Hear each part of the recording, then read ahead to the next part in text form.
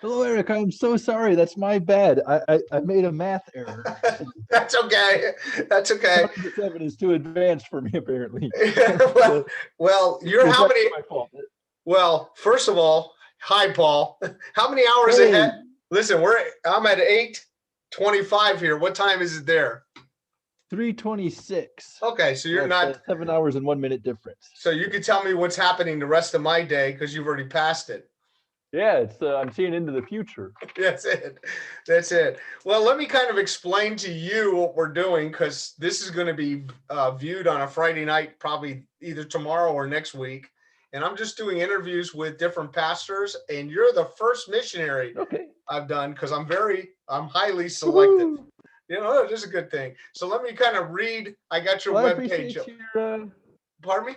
I appreciate the opportunity. Yeah, no, it's cool. It's cool. We met a couple of years ago at a Schaefer conference, and you are now in the Ukraine. That's why you're that far ahead in time. So I'm going to read. I got your website up, so I'm going to read your about page, and so everybody Okay. knows who you are. You and your wife, Lena, right? Is that how it's pronounced?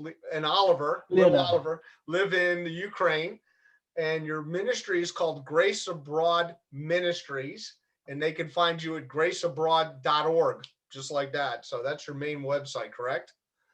Um, Correct. Correct. let's see, you got your bachelor degree in Russian from the University of Arlington. So somehow you got a little Texan in you. You got a master's degree in theological studies from Liberty Baptist, which I also attended for a little bit. Oh, really? So Okay. I you've didn't got know a that. little bit of conservative Baptist in your background. I'd be hesitant to say that was conservative Yeah, well, when I went, it was somewhat. by the time I got there. Yeah, but I was under the first guy, Jerry. So, and a doctorate in ministry in biblical and theology from Tyndale Theological Seminary, and where you serve as a professor now, right? Or somewhat in some. Listen, you got so many things going on. I can't wait till people get to hear some of the things you have going on. So you also have a wife who has a master's degree in English translation from Alfred Nobel University in, I'm not going to pronounce that city. Never going to make that city. I got it, in the Ukraine. So, and she also has a bachelor's degree from the Word of God Bible College, where Jim Myers is the dean, right, or president. I don't know what he calls himself there. So, Correct. so, I got a first question. You live in a city that has a couple of names because it depends on where you're reading it from. So how would you say your city's name? I'd probably say Kiev. Kiev. Because I've That's heard of Kiev. the Russian pronunciation. So Kiev is right. Because I heard somebody correct me once. It Is says the Kiev. Ukrainian, but Kiev is easier to pronounce. So okay. So I want to tell people we may have glitches because we're going many miles across the oceans and worlds to do this interview. So sometimes Paul's internet getting here is like the U.S. mail, static. So anyway, because every once in a while you break up a little bit. So problems here, but a little switching. When people understand this, you were born where, Paul? I was born in Lafayette, Louisiana. And then you moved to Oklahoma at some point, correct? Oklahoma came very much later in life. I bounced a lot, eventually ended in Texas. I graduated high school, so I call myself a Texan. But don't you have a home base here in Oklahoma? We do. After the Maidan Revolution, we spent some time bouncing between Lviv, Ukraine, and Oklahoma and Texas. We set up our ministry in Texas, so it's registered there. But we get our mail through Oklahoma. We've got some family out there, so it's a little international, I guess. It's cool. It's cool. So I guess my main question, because people want to know, you're a missionary, but how did you get to that trek? What brought you about to being a missionary in the first place? Oh, that's a long story. That's right. That's what we've got interviews for. You're supposed to take up more time than me. So I was raised in a church that was very good about teaching the gospel very clearly, very good about teaching eschatology, having a good timeline of future events. Uh, but it wasn't perfect. A lot of us that were brought up in this environment, it was more into the seeker sensitive thing, which is a lot of fun. Uh, but we didn't really get rooted into the word like we could have. So uh, it was pretty standard to go to church as a cultural thing whenever I was younger. And then I had a lot of questions about God. I couldn't get the answers. So I came to the conclusion that Christianity is really just an empty religion, not a thinking man's worldview. So I abandoned Christianity in my late teens, went out, lived the worldly life, did the stupid thing, joined the army, spent a year in Iraq, uh, came back from Iraq, had a lot of problems adjusting back to the civilian ways, made a lot of stupid decisions, and ended up in jail. While I was in jail, I had the opportunity to read some books about Christianity and study it more in depth. That's all you have in time is jail. All you have in jail is time, right? It's just a lot of time, a lot of reading, and some Christians affiliated with the church I used to go to as a kid. They sent me a lot of great books um, about apologetics first, and I soon realized that I could not, with any intellectual integrity, deny the resurrection of Christ. And if Christ is resurrected, then you better darn well listen to what it is that he's got to say. So I converted back to Christianity when I was a jail. I never lost my salvation, right? Once saved, always saved. I was saved as a young one.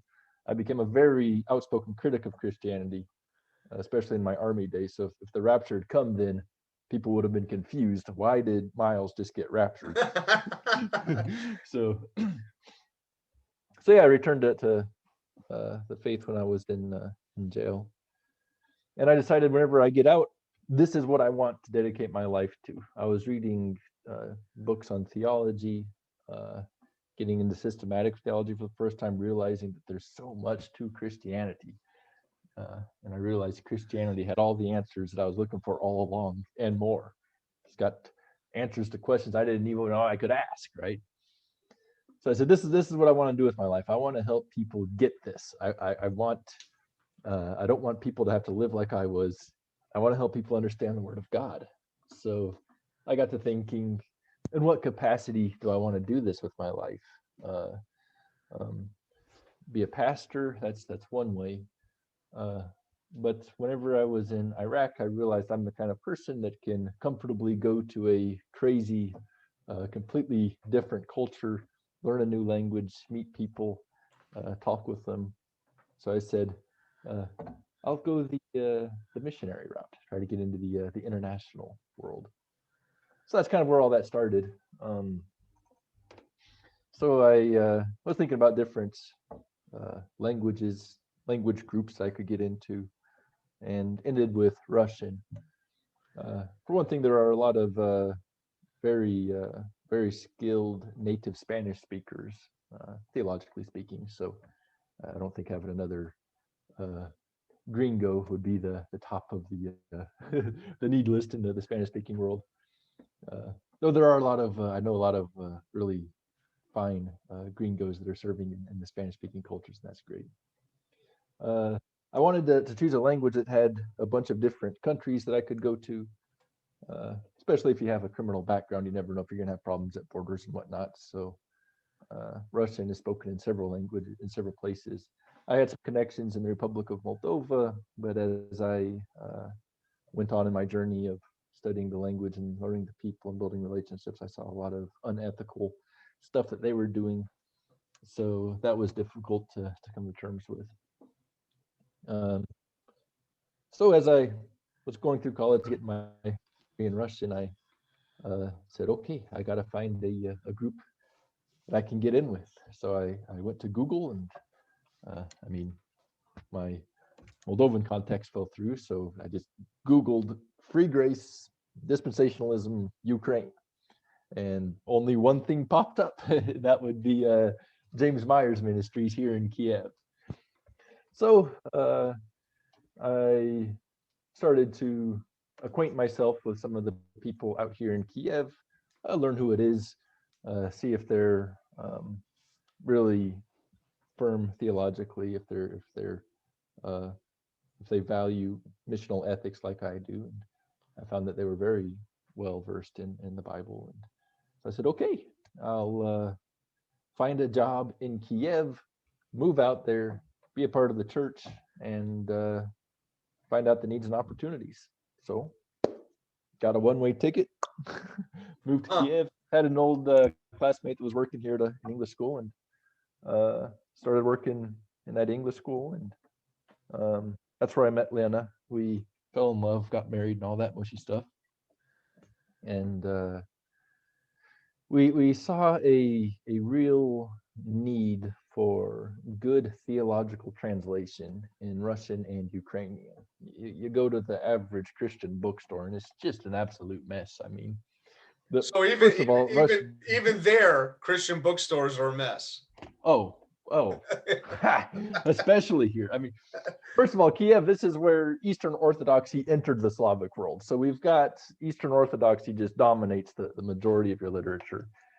Of the Protestantism, which is a minority, it is dominated by New Apostolic Reformation kind of guys, your Benny Hinn, your Kenneth Copeland, and that crowd. Of the minority that is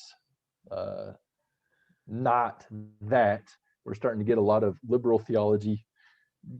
Of that is actually conservative, the bulk of it is not dispensational, but rather reformed. By the time you start splitting hairs, I mean, whenever you ask the question, okay, well, how many books do we have here that can actually explain the gospel, free grace? There were like one or two, maybe, whenever we moved here. So we started translating books that are focused on getting the gospel cleared. Just did a big reprint of 970 copies of some books that Zane Hodges wrote early on in his career. So you've done Zane Hodges. I believe you're also doing Dennis Rux or some of his stuff, right? Yeah. Let's see. Do I have I do. Let me sift through this pile of books. Yeah. There we go.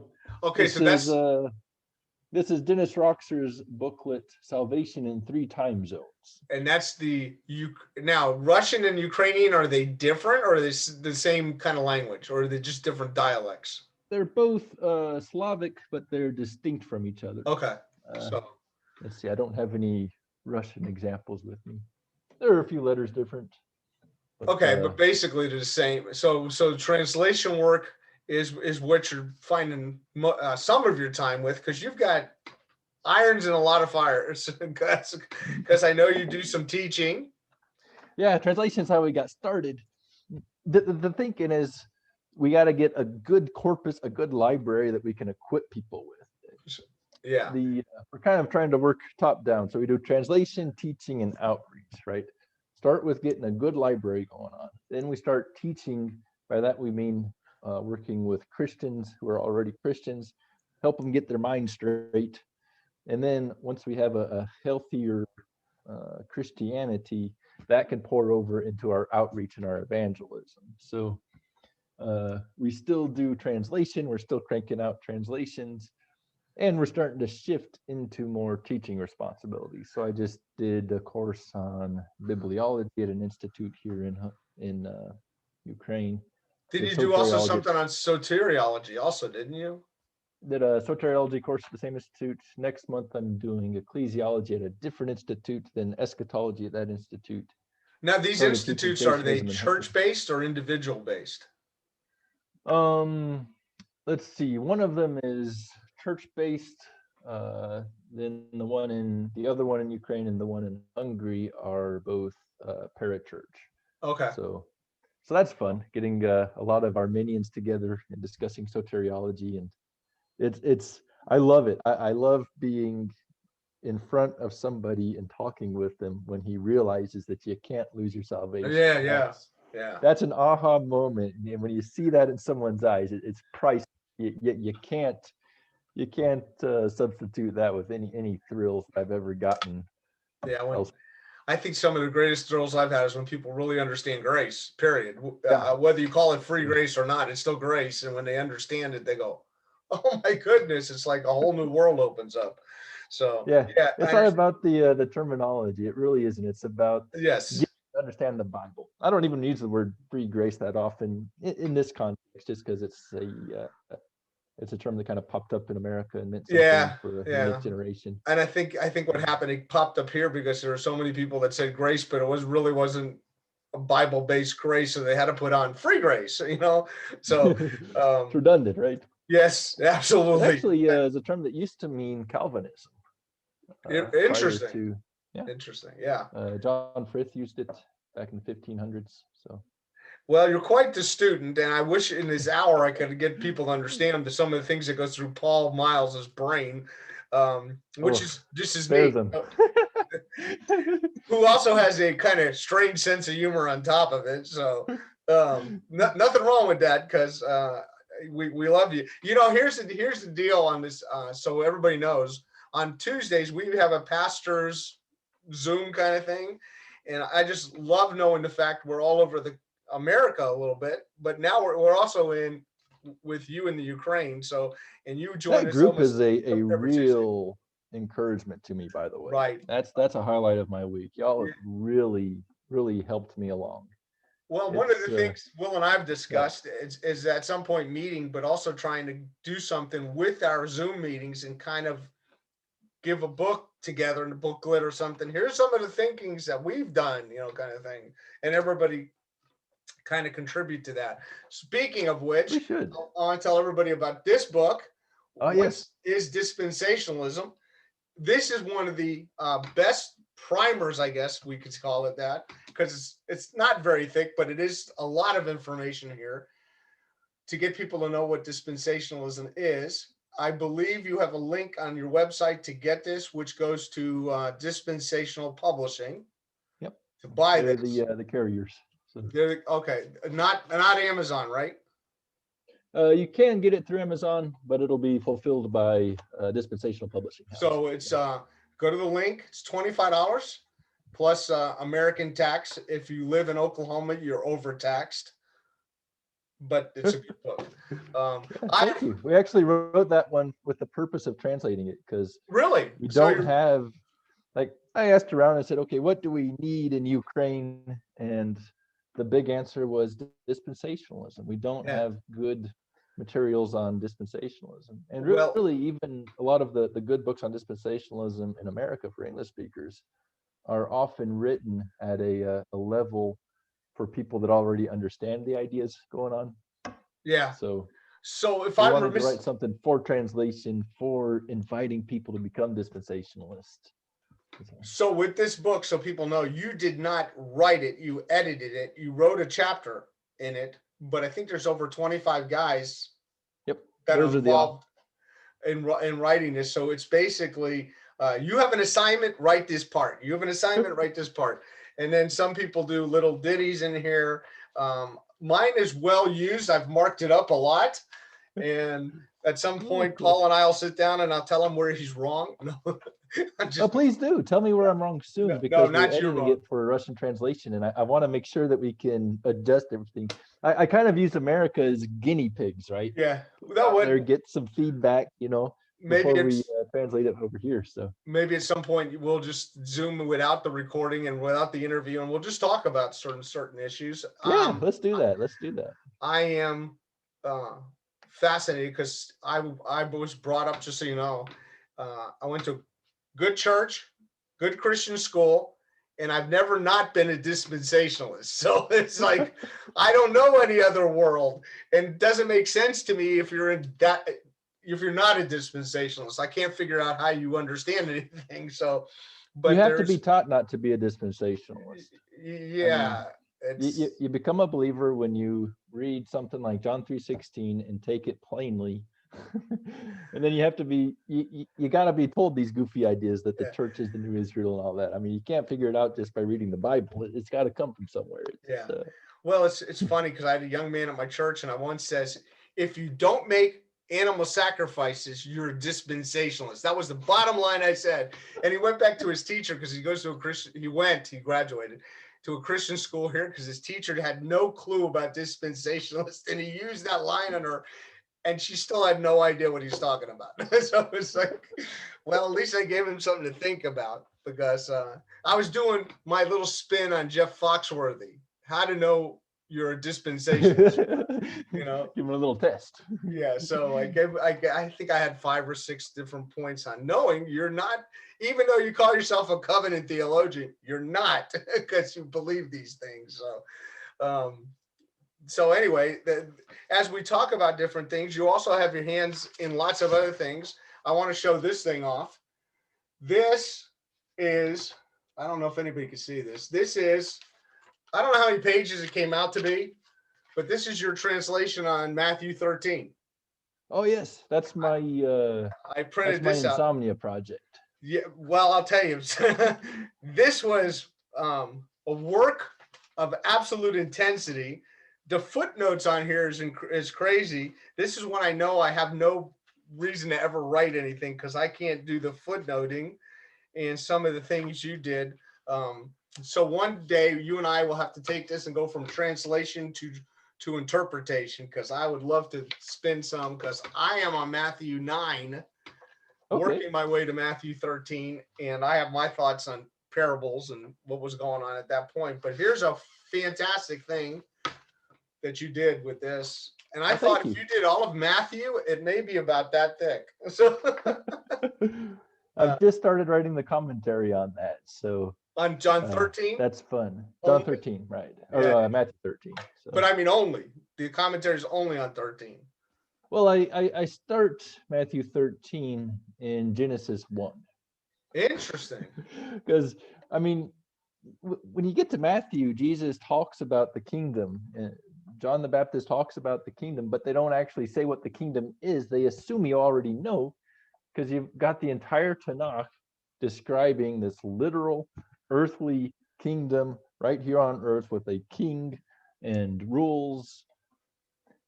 And they don't have to say it's that because everyone already knows it. And I think a lot of well-intending people assume that the kingdom is something else, some kind of a spiritual reality or the church or something like that. And it ain't. When I started the book of Matthew, I spent, I don't know how many lessons, I'd have to go back and look, just on a kingdom understanding. Because I couldn't even begin the book without telling people. There's a lot of things in scripture we read and they don't already know that there's a previous knowledge, and he's talking to people that have a built-in knowledge that should know certain things. And if you just open up the Bible and say, I'm going to read in Matthew, you're at a loss sometimes. So fantastic. I'd love to see some of that work too. You did send me something this morning that I have to review too now from the symposium. Your work on you're intense, and I love that because you help me to think and then rethink and then say I'm sorry for thinking that way and start over again. So obviously your thoughts on James 2 have been helpful. That's what that email was about, by the way. Okay. I haven't really looked at it because it was balancing a few things and saying, where are you? That was my bet. That's fine. We're good. Calculate the time difference. So some of the things, since you've got your hand in so many things, I'm going to ask you, what's your next project like this? Do you have a project other than translating? I think you're translating this also, right? Yes, we're updating and translating simultaneously. So we've had a few spots in there that we got some critiques of that I think are worthy of modification. Right. Well, so I'll adjusting that. So, and we welcome more critiques before we translate it. We gotta. Well, I'll kind of mark some things as I go along. My week this week is kind of not as busy as next week's going to be crazy. So, welcome to my life. But so, with that being said, what's your next project? Are you doing a project like this, or are you doing something for yourself, or? Let's see. So last year we launched the International Society for Biblical Hermeneutics. Right, I got that here. Which is a theological society for pastors and missionaries. around the world, but we're trying to focus especially here in Europe, not just Eastern Europe, but Western Europe as well. And we started that. We did a webinar on cosmology last year.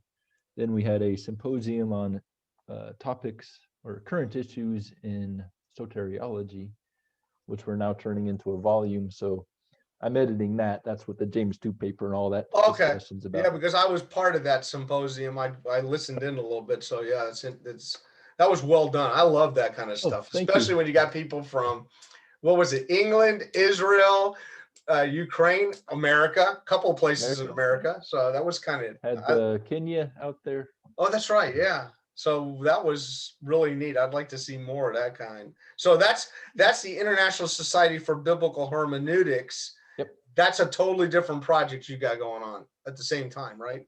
That's yeah, that sort of falls into the teaching category. Okay, so, but that is yours? You're the head of this, or you're part of it?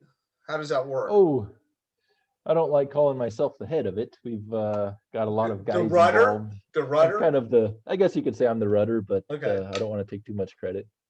Well, you put it together, right? You assembled it. Yeah, okay, that's good. We could do with that. You're the assembler. I kind of poked a few things to kind of get some balls rolling. That's cool. Met last week with some of the other board members of the organization to get our doctrinal statement just right. It ended up being like 6 pages, I think. So that's not that bad. Long list of we affirm that we denied. Yeah. So. But that's and that website is what? Is it just ISBH? It's not live yet. Okay. So I thought I got a link. Doing a little bit of work on the website. Okay. Behind the scenes, build the website offline, then transfer it online. And internet stuff is not my forte. So yeah, I know who's is, but you can't come all the way here to talk to him. So my son-in-law is really good at that stuff. Oh, is he? Oh yeah, fantastic. That's exactly what he does for his company. He builds different things. He's the creative mind behind his company. Not his company, the company he works for should be his company.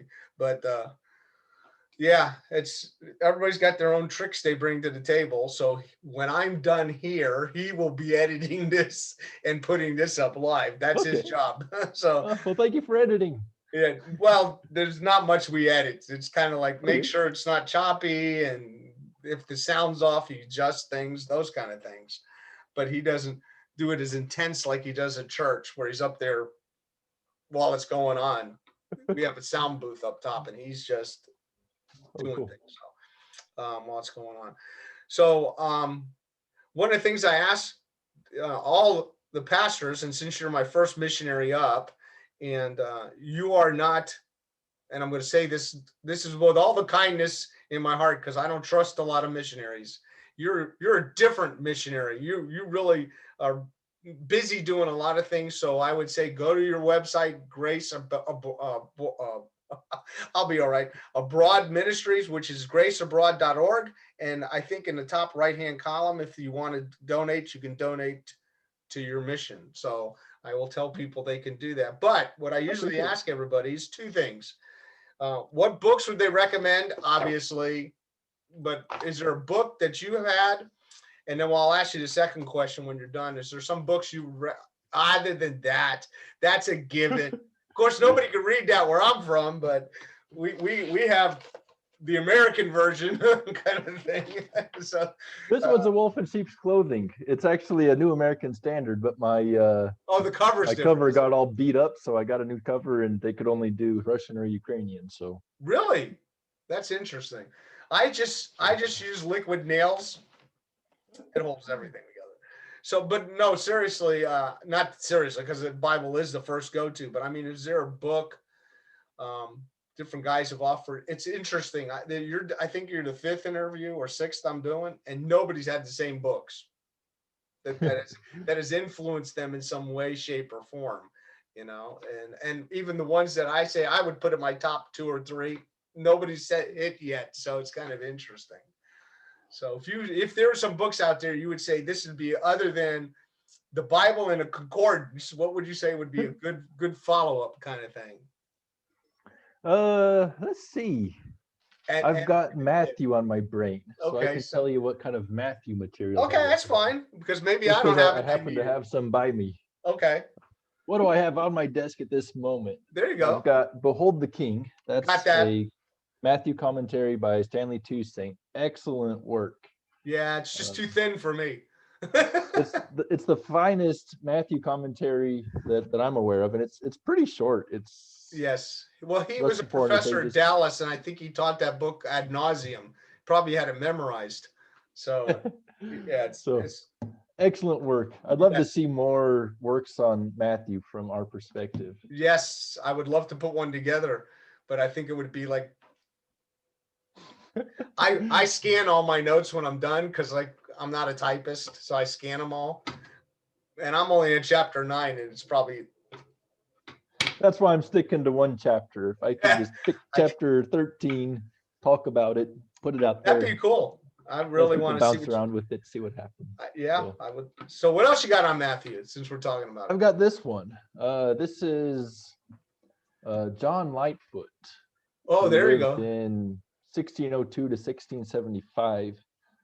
He's not a dispensationalist, but he is very well versed in rabbinical sources and can give some really interesting background to the some of the Jewishness of Matthew, and there's a lot of Jewishness in there. Yeah. His understanding of the What's language is title of that? excellent. Horea Hebraica et Talmudica. There you go. So Hebrew and Talmudic. Yeah. So yeah, I got Hebrew and Talmudic exercise. I got one. I'm gonna do it real quick because I don't want to sell this book. Okay. But this guy, What is it? Matthew presents Yeshua King Messiah by Rabbi Barney Kasdan. He hits Barney the Talmud Kasdan. a lot. He's a Messianic Jew, and they scare me sometimes, if you know what I mean. Yeah, that's understandable. But he has a lot of references to the Talmud there that kind of okay. Then I go get my Talmud out, which is on my computer because I could search it and I verify him, and then I find things. You know, he missed this and he missed that. But we've got to know that the Taladim, the disciples, were Jewish. I don't know. It's just the audience is Jewish, the author is Jewish, the Messiah is Jewish. I'm going to tell you something that I've learned in my short life. Most Christians have no idea what a Jew is. They just say it's not us. so when you say the Bible's Jewish, they go like, okay, but they don't go back to this any source material of that time. And the Pharisees were Pharisees. I mean, and they know nothing about it. So those are the books you're looking at right now. One more big one I gotta mention: The Coming Kingdom by Andrew Woods. Okay. Of the stack, this one has had the biggest impact on me, helping me understand. However, I'm going to give my two cents. My top book is Greatness of the Kingdom by Alva McLean. It's right there. And 90% of Andy's is scanned off of that book. So you can see Alva McLean's footprint in here. This is a modern version of that. That's all it is. And that a lot of weird stuff has happened since those days. Yes. So, Alva McLean is like by far the best. And I had a gentleman, I'm going to get in trouble if anybody ever finds this video. A gentleman in my church has issues when he reads. So he scans everything he gets. So he plays Babaluza or whatever that Babaluka or whatever. There's a app you can get that reads PDFs. So he scans his notes, whatever it is, and it reads it to him. So he's reading the book that I told him to get, and he scanned it. He said, "Here, Pastor, I got a scanned copy of it." So I actually can scan it, and now I can, because it's scanned, you can search it. So it's so much neater to do that. I wish everybody would put a book out and said for $5 more or 50 cents more or whatever, you'll get a PDF with it. Because to me, a PDF is so practical sometimes because I can integrate it with some of my Bible study tools. So something to think about. But I like having in PDF because you can search it. Right. But I cannot stand looking at a screen and trying to flip pages. So yes, having a searchable text alongside a physical book that you can read. That's what he's That's the doing. right way. So, and I like that because, you know, I'm a pretty good silent reader, and but I most books, and I'm not knocking them because it costs a lot. Don't have this that you did, which is here's The scripture index. scripture index, and most of them don't have that. So I type in a scripture in a PDF and it'll pull it up. So I've been reading a really good book that doesn't have a scripture index, and I'm like, it's a like, great read cover to cover, but I wish I could just find that one yeah, verse and see what he says about it. So. Yeah, or vice versa. You know that he said something really good about that because you read that book, but you forgot to mark it. Now you got to go flipping through where. And I have, I've got rules for marking books, and usually I'm circling in a different color all the uses of verses, and I look them up so that way I can flip through and say, okay, that verse is there. So, all right. If I was to write a rules for marking books, it would be a complete state of anarchy and chaos. Yes. And that's why you see these things up here too, because there's things I say, oh look, there's a Matthew outline, because I was doing Matthew with it. You know, the geometria, you know, because that's stuff I was looking at, like, okay, that's cool. So another question, do you have, and other than soteriologically, do you have a pet peeve that just drives you nuts theologically, that's saying, okay, they need to not do this anymore? Soteriology is my big one. That's where of the course hardest hitting. I think most of our guys are in the same boat, but I'm just saying, what else is there that just drives you nuts? There are a lot of slang terms out there that you ever get this itch right behind your eyeball, and it just, like, you know what I'm talking about? Yeah. When someone talks about building the kingdom now, that nerve itches. It's the weirdest thing. Like, I'm glad I don't wear contacts now. I couldn't wear contacts in most evangelical churches because they would start talking about building the kingdom, especially if they're building the kingdom by going to some country I've never heard of and digging wells and not sharing the gospel, but somehow right, yeah. Feeding the poor, yeah. That right there. You know, sometimes it's the right eye. It's weird. I don't know. So that idea of building the kingdom, or kingdom now, or even kingdom here and already now, not yet. The whole thing. It's interesting. I got a Bible. It's called Bible Studies Magazine from Lifeway, which used to be a solid Baptist organization, I guess, best way to put it. And they had, like, I don't know, I don't remember how many, but it was over 5 or 6, 7, 8 pages from Tony Evans about how to build the kingdom.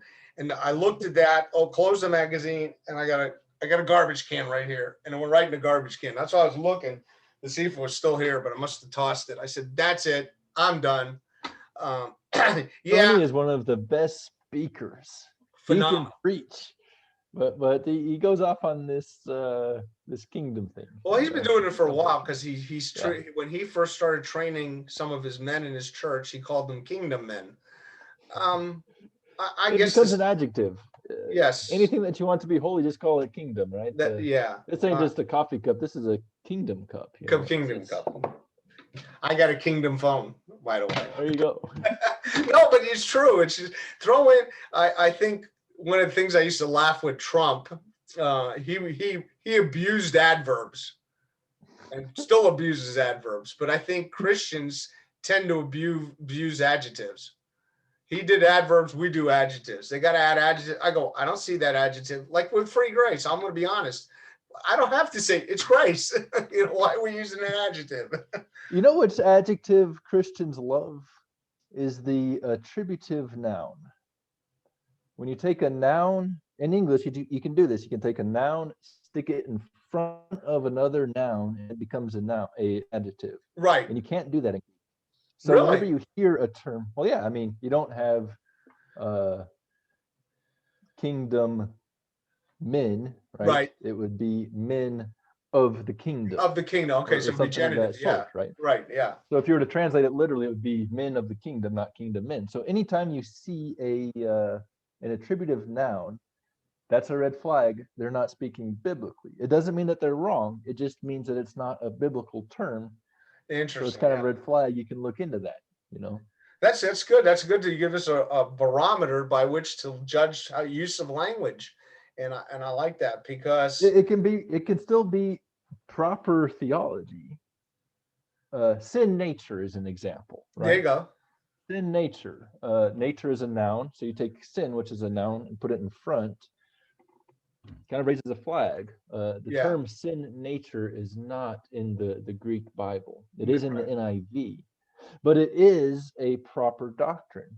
But it Right. happens that the actual term that Paul uses is the flesh, the body of sin, the sin that is in me. These are Pauline terms. So if we say sin nature, that's fine, but we have to recognize that's shorthand for a collection of Pauline terms. Right. And I think what we should do, and this is just me being me, and I've done this, I don't know how many times when I've done something, I said, let me just search this in my Bible program, if this is even in the Bible. Will and I were talking about the word Christian, how I feel it's an abused term today. I'm not talking about me, but I'm just giving you an example. So I look up Christian, it's only used twice in the Bible. Yep.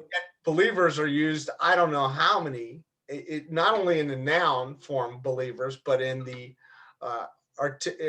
articular participle hundreds of times. So are we believers or are we Christians? And I say, well, if I'm talking to a crowd that I used to hang around with, Jewish people, that's not a good term to ever use. They've been persecuted by Christians forever.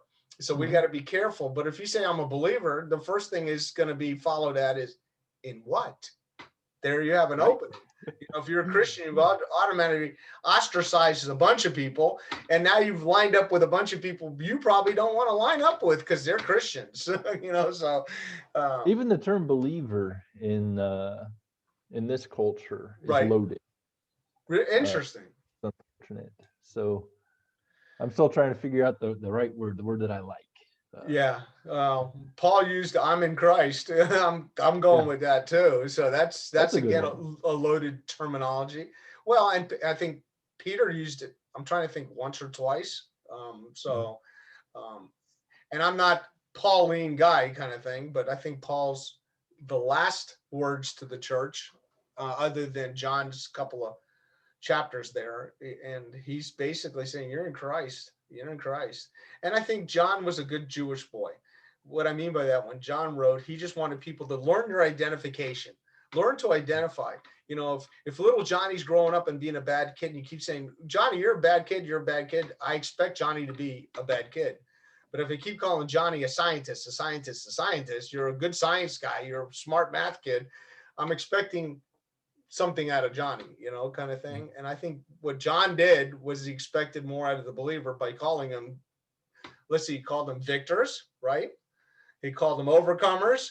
He called them believers. So all that terminology works for me because it gives you a different look at yourself. Because I think what happens in Christendom today is a lot of people are focused on, I sin. I'm sinning, but that's not who you are. That's what you've done. And, you're no longer, you're in Christ. How does God view you, kind of thing? And I think that the term Christian is not the proper term.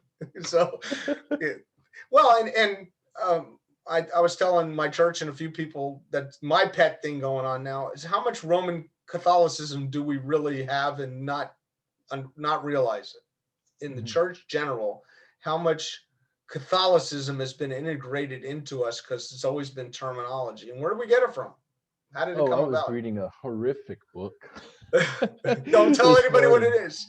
I won't mention the name. I'm not going to mention the author, but I mean, he was a flat out pluralist. I mean, interesting. I say pluralist, like a Christian pluralist, which is a term I'm kind of developing to describe the view that anyone under the umbrella of Christianity is saved. You don't have to believe in Christ. You can believe in your own works as long as you have some kind of a Jesus flavoring to it. Yeah. So a God supplement. Yeah, the Roman Catholic Church isn't precise, but their message of works-based salvation is salvific. I would differ. Very much so. Yes. So But I differ. I have issues, and I think we all have issues when it comes to theology. Where did you get that from? You know, mhm. I heard an interview I played once in church from the Pope with a little boy who had lost his father and was deeply sorrowful because dad was gone and was hurting. And he went up to the Pope and says, Pope, what do I miss? And he said, it wasn't a Catholic kid. It was just the Pope was visiting, I want to say it was Argentina, somewhere in South America. I'm not sure exactly. And he told the kid to come up, and he's, very hands-on to this young child who was suffering, and says, you believe your dad was a good person, right? And he goes, yeah. And he goes, well, I believe God took care of him and God's brought him to heaven. And I go, oh my gosh, he just gave the world the worst gospel I've ever heard. A good person? What does that mean? What is that?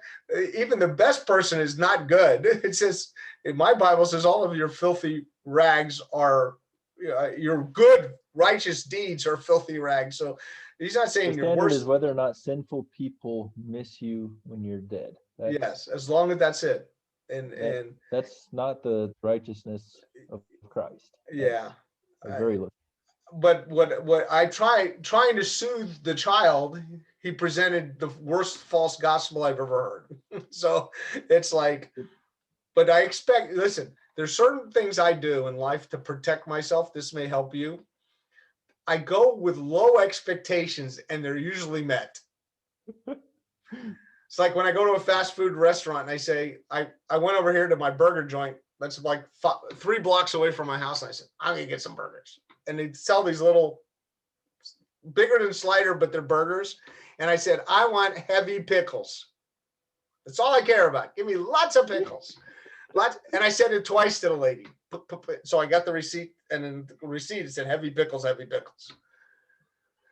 5 burgers, because I usually save them for the next 5 burgers, 4 total pickles. 4 total pickles.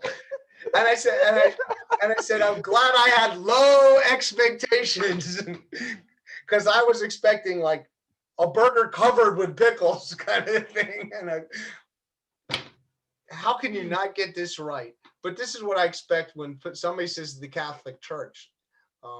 Just so you know, I only have 2 missionary friends. That's it. You and a guy named Gary Morris. I don't know if you're familiar with Gary at all. I don't think I know Gary. No. Okay. One day I'll get you 2 to, which is odd because his son just texted me the other day because he met Will. So his son's texting me. So I'm going, what's going on? I never met this guy. Anyway, I was talking to him about putting together a trip to Israel for my church, Will's church, whoever else, maybe Brad's, kind of close, that we'll all meet and go. And I said, but no Catholic sites. He goes, oh, absolutely not. They're not Jewish sites. We're not wasting our time. We're going to go to places most people don't go, because his son's got citizenship there and is getting ready to move there. One of his sons. And he's working on it, but now it's crazy in Israel. What's going on? I'm not going to take time in this interview. But the point is, I go into Israel and see Catholics, and I just, and the Eastern Orthodox that are there and everything that's going on, and they're swinging their censers. And listen, it's the easiest thing. I even said this to my church when I was interviewing. Don't call me dispensationalist, but I am. I want to be biblical. If you start off being biblical, you'll end up with some solid dispensationalism. You have to be, Yeah. But and to be fair, the term dispensationalism can be applied to include a lot of views that are not at all what we hold to. Right. Right. And we have to be careful. And I've said this before, I don't want to be boxed in with something that I may not like being with the people that are in it, kind of thing. So I think if we maintain an exegetical biblical viewpoint, I can find you the verse for that. I think it's easier instead of I made this verse fit this, and that's where a lot of people are at today. There's a huge, I live in Tulsa, and I think you're familiar with Tulsa, which is the hub of craziness. I went to our church is a Bible church, and there's a lot of them around here now, probably about 8. Most of them Reformed. But I was in a grocery store, and I have a baseball hat. It's over there. I don't want to get up. That says Southwood Bible Church on it. And the lady says, "Oh, you go to a Bible church?" I go, "Yes." She goes, "I go to Rhema. It's the same church as yours. It's just in a different." What? You never even been to my church. We are not Rhema Bible Church, which is as charismatic as the day is long. Oh, is it? That's Kenneth Hagin's church. I don't know if you remember Kenneth Hagin at all. Yep. Yeah, he's now. I think it's Junior and other offspring that are running that church now, but they're huge in this area and not far from me. So if I go that way, I'm at Rhema, and if I go that way, I'm at Oral Roberts. So we're right in the middle. This is crazy. So, and across from Oral Roberts is a place called Victory, and Victory is an offshoot of Oral Roberts, because Oral Roberts doesn't have a church; they just have the school. So you've got to come to Kiev. I'll show you some crazy. We've got the Lav, which is a monastery that was founded by Cyril and Methodius over 1,000 years ago, and they've got the graves down inside, the dead saints, the underneath. Okay. The relics of people. We have 14 of the 12 disciples buried over there. I mean, it's crazy. Good for you. At least I know where they're at. You can, you know, Stephen the martyr, the first martyr of Christendom, right? Book of Acts.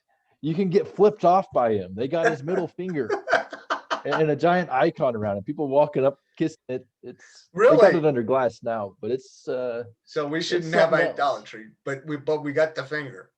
We got the finger, the middle at that. The middle, yeah, I got you. The archer's finger. I think they used to call it the archer's finger. It's a sad state of affair, because what we really have is people searching for God. And they really are. And it's sad, because when you say here's the only answer and it's simple, it's in the Bible, they still want to be involved in it. And I think that is, again, a Catholic idea of involving you in your salvation. I don't know. Only reason I'm picking on them is because they've been prolific since the 3rd century. They've been around for quite a while. Even though they think the disciples were part of the church, especially Peter. Every time they say that to me, I just laugh. Peter was the first pope. So you guys are Jews. So tell me what's going on. But it's a sad state of affairs, because when we offer answers, most people don't want to hear them or hear from them. So I got a question for you. As I'm trying to keep this within an hour. Are you planning on some point visiting America again? I mean, you have to be here every so often, don't you? Because you're my wife and son are dual citizens. I'm a permanent resident of Ukraine with a citizenship in America, so we don't have to go anywhere for government reasons, which is nice. We are looking at coming back to America before our son starts school, to get one opportunity to raise support. Yes. Before we enter that stage of life. GraceAbroad.org, right-hand top column, donate. Go ahead, bud. So when you get to America, I guess you're gonna have to put us on your what's it called? Your mail route going around. Yeah. And the itinerary. Your itinerary, because I think Will has got you for a date at some point. I think, because you've been at Will's church before, right? Oh yeah, that's a great fellowship he's got there. And then you've been at Drew's church, right, in Oklahoma City, right? Oh yes. So we were about an hour or so south of Drew, and every now and then I'd go up there to get recharged. Yeah, well, you come to Tulsa too. Put it on your loop. So yeah, I'll put it on the list. And we would love to have you. This is kind of. We're not sure if we'll be able to make it the trip, just because of all the travel restrictions. Oh yeah, right now it's crazy. Oh yeah, it's bad here. Yeah, we're in the red zone of coronavirus. Oh really? So we're about to enter another quarantine like we had last year. So the vaccines are available there, though, right? Uh, I don't think so. Maybe they are. Okay. Because right now there's certain countries, if you're not vaccinated, they're not even letting you fly in or out. I think Israel's one of those countries. You got to have I don't know if it's called a green passport. I don't know if they put punch a stamp in it or you got to put a paper in it or something, but you've got to have the vaccine, have been vaccinated. Let me rephrase that, to travel in and out of Israel.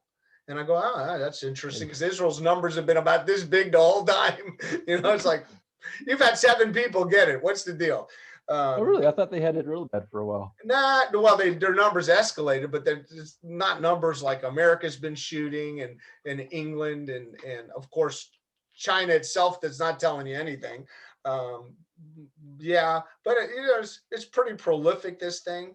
But We've had some anti-Semitic incidents here in Ukraine that supposedly are related to certain Jewish communities having a higher rate of COVID infections, supposedly, and that's all based off of a media that's probably slanted anti-Israel in the first place. So it's so hard to interpret all this stuff. Well, I haven't said this in this interview. Now that you said the word anti-Semitism, drop the A-bomb. My grandparents were born somewhere, I think, north of you, somewhere either in Lithuania or somewhere. It was Western Russia at that point. Which is a big territory. Yeah, I know. But for reasons unknown and unbeknownst to me, their secret is with them in their graves. Why they didn't tell us a whole lot of where they came from. The only one I know is my grandmother's family had walked out of Russia through Poland, all 13 kids, and a couple of them didn't make the trip to escape the Tsar back in I think they left in 1909, I don't want to say 8, because they were here in America by 11. Fiddler on the Roof time. Absolutely. Every time I think of Fiddler on the Roof, I think of Granny kind of thing. But 13 kids, not 3 girls. So it's a whole different ball of wax. And they were not singers in my family. But I believe since my family did have 3 rabbis, I think a little bit was the good book says. So there was a lot of that going on, which is interesting. Just so you know, back then they had to memorize the Old Testament in Hebrew to become a rabbi. So that just shows you how stupid we are when we can't get 9 verses down. So it's just, wow, we dumbed down. I think TV's made us idiots. So anyway, Paul, it's been a pleasure. I love seeing you on Tuesdays. Yeah, it's great to see you. Thank you so much for the opportunity. It's been great. And I will make a date when my calms down a little bit to kind of go over this with you a little bit. And this a lot, because I want to talk to you about Matthew 13 a lot, some ideas I've thrown around. And I will get back to you in the paper you sent me this morning. I will look at it sometime this afternoon. Thank you so much. I think that kind of stuff's neat. And whatever happened with Pinocchio is my last question. Yeah, so those who were unawares, there was a call for papers, a little over a year ago, for a volume on moral theology in Disney. Okay. And I heard about it at the last day they were accepting, so I threw out a couple of abstracts just to see if anything would stick, and they picked one of my papers, which was on man, sin, and salvation in Pinocchio. So I wrote a very clear gospel presentation. It was fantastic. So what using this puppet as a background, and you helped me with that paper too. Yes, so yeah, that's fantastic. So, but what happened of it? What became? Did they ever print it? So I got word back from the editor. Apparently, because of all the COVID shutdowns, the publisher is way backed up with publishing right now. So it seems like it's slotted to be published this coming up fall, which is almost a year later than they anticipated. But on a bright note, it'll be published right before the Christmas season. So it's the working title is what of the book? The working title. I think the working title is something like Moral Theology in the Musical World of Walt Disney, or something like that. Interesting. Yeah, because Looking when at some of the other titles of the other chapters, I'm not sure it's going to be worth the purchase. I, it's looking fun at the though. series, there's a lot of liberalism going in there. But hey, if I can get the gospel in a spot that it Yes. wouldn't otherwise be, that's why I did it. Yeah. Well, it's interesting because when Beauty and the Beast came out, there's a big craziness going on here about the gayness in Beauty and the Beast. Mhm. And I wrote just a short thing because I went off on my blog. It's ridiculous. First of all, it's Disney. I expect not. We're back to expectation levels. And when I watched Disney, it was wonderful production. I love stories, but she's They always have very high quality work. yeah, You can't deny that. and it's well done. And I put in there, but nobody has a problem with her falling in love with like an oxen. I don't know what this guy is, kind of thing. Nobody has a problem with that, but they got a problem with one scene that may be a little gay, kind of thing. People blowing up over Disney. I go, there's so many issues with Beauty and the Beast. If you want to examine it, it is. But it's fantasy. Have some fun. Live a little. And give Disney $5 or whatever you pay for the movie. It's still better than 90% of the trash people watch, like the news, kind of thing. That's actually what got me into this Pinocchio paper. It was several years ago. I was talking with a friend about some of the ways that postmodernism is working into the media and stuff, and I brought up Pinocchio from the 1940s as an example. Yep. And he said, "Oh no, don't! You're such a fundamentalist. Yeah. What do you mean, Pinocchio? Cute Pinocchio?" And I said, "Okay, well, let's think about this. Are you saying that the difference between you, a real human, and a block of wood over there, is that you follow your conscience? Is that your guiding light there? You're solely conscience. That's the only difference between you and that block of wood over there. Are you telling me that the difference between right and wrong, the way you distinguish that, is by what feels right? Is that what you're telling me? Are you telling me that if you work in accordance with your feelings, you'll eventually become good enough to reach a higher level?" And his jaw just dropped. That's it. That's it. Because he took it hook, line, and sinker, right? He didn't question. Obviously, his theology was not Pinocchio. He's a Bible student, great thinker. Right. But you don't think about what's going on when you watch Pinocchio, and that's from the 40s. It's only gotten worse in the past decades. And there's two things I've taught people and I try to teach people. My president is not my pastor, and I don't get my theology from anything that's on theater kind of thing. Mm-hmm. I wrote something. I got called out by the theater industry because I got a free pass to go see the production of Paul, I think it was. I can't think of the title, the whole thing, but I watched this movie and I wrote a whole thing on this, how horribly unbiblical it was. And not once did they mention any of the writings of Paul until the very end. And it was a misuse of the word. A whole scathing review on this stupid movie that I got a free pass to go see. And I got called down by the movie industry because they hadn't publicly released the movie. And I wrote back, I go, never release this movie. It's because why? We shouldn't get most people go to a movie thinking, I don't have to read the book, I can watch the movie. And that's the most ridiculous thing. Will and I sat and watched Noah. You ever seen a Russell Crowe Noah movie? I have. And it is the worst, the worst that Hollywood has ever put out. There's a stowaway on the ark. There's not even 3 wives. What's going on? We got issues. Anyway, the point is, if you get your theology from anything but the Bible, buyer beware. Yep. So I go to certain things. I'm a Star Trek guy. I like Star Trek, but I go to Star Trek to watch Star Trek. I'm not getting theology. I'm not getting anything else, but I want to have a fun 2 hours with something that's science fiction and space kind of thing. But, the other day when we had a NASA report that they're going to send people to the Mars to see where life began, I could save you money. I read the first chapter of the Bible, save you a lot of money. That's a thing. They're going to Mars to see where life began. Yes. They think life began. That's fun. We're aliens now. Listen, if you have a theory, and you have enough people behind you, you can get the government to support that theory by giving you money to go check it out. And then 20 years from now, that theory will turn into fact, because evolution is still a theory, but now it's fact, because it's taught in every school like it's not a theory, it's fact. But they have nothing. I hate that you're right about this. That's well, I mean, if you think about it, when I was a kid in school, the numbers kept changing, how many millions of years it took to evolve. I've seen since the time I was taught it in the 60s, vaguely taught it, because I also went to a Christian school where it didn't teach any of that.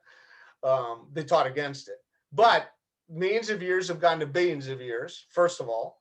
Second of all, now it's no longer a theory. It's just taught, nothing in opposition to it. It's just taught as a real science.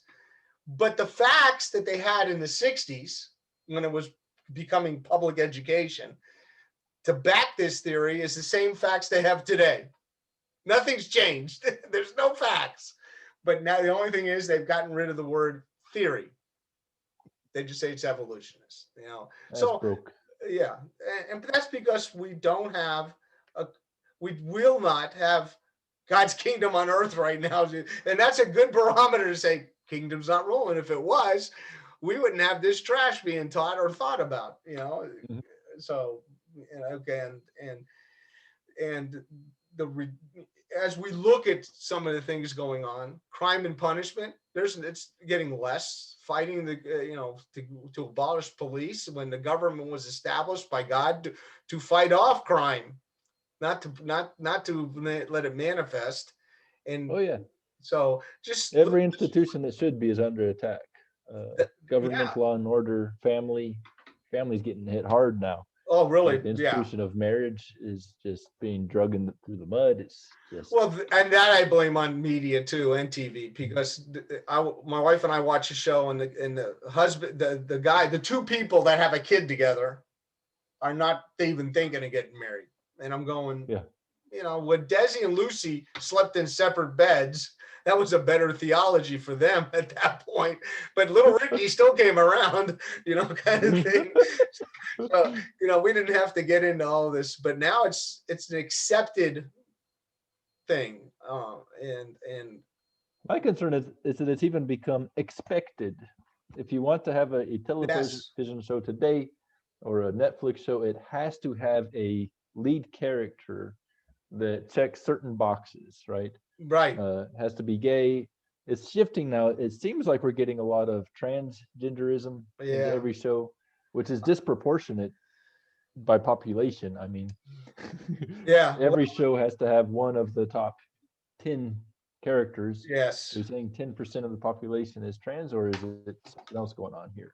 Well, I say every show should have all sinners, and we just got it covered. So that's sad. That's sad.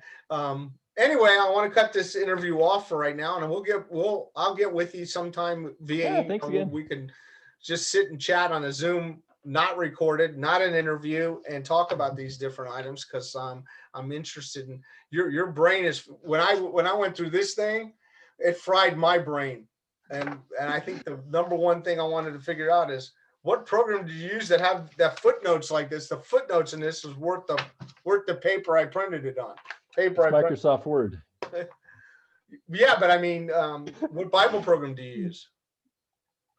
You got to use a Bible program that goes. You use Logos. A little bit, not very proficiently. Okay, so this isn't a cut and paste from some of this stuff from Logos.